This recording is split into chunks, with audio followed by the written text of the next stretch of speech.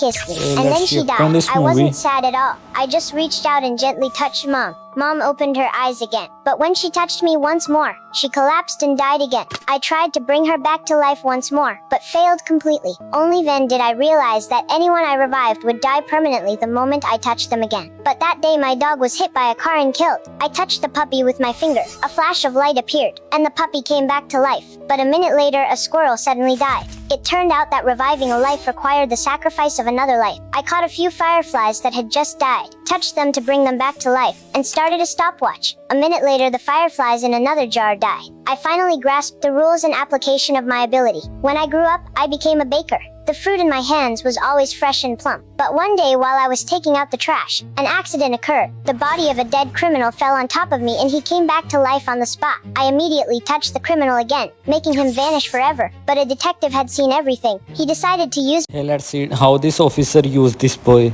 my ability to bring the dead man back to life for 1 minute.